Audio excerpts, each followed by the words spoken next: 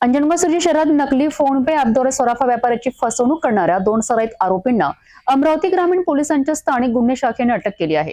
बनावट online payment दाखवून सोन्याची अंगठी लंपास केल्याचा हा प्रकार उघडकीस आला असून या कारवाईत तब्बल 1,31,000 रुपयांचा मुद्देमाल जप्त करण्यात आला आहे। अंजनगाव सुर्जी येथील गुणगुण ज्वेलर्स या सराफा दुकानात 2 इसमांनी 48,000 रुपयांची सोन्याची अंगठी खरेदी केल्याचे भासवले।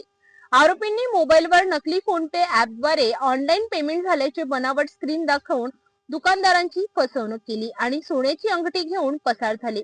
या प्रकरणी सराफा व्यापारी राजेश बैतुले यांनी अंजनगाव सुर्जी पोलीस ठाण्यात तक्रार दाखल केली। तक्रार प्राप्त होताच पोलीस अधीक्षक विशाल आनंद यांच्या मार्गदर्शनाखाली अमरावती ग्रामीण स्थानिक गुन्हे शाखेच्या पथकाने तांत्रिक तपास सुरू केला।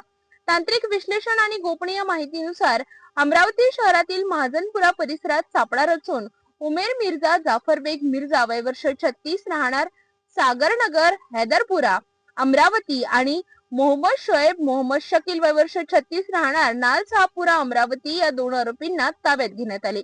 आरोपींकडून एकूण 1,31,000 रुपयांचा मुद्देमाल जप्त करण्यात आला।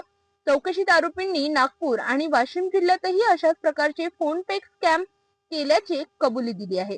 पुढील तपास अंजनगाव सुर्जी पोलीस करीत आहेत।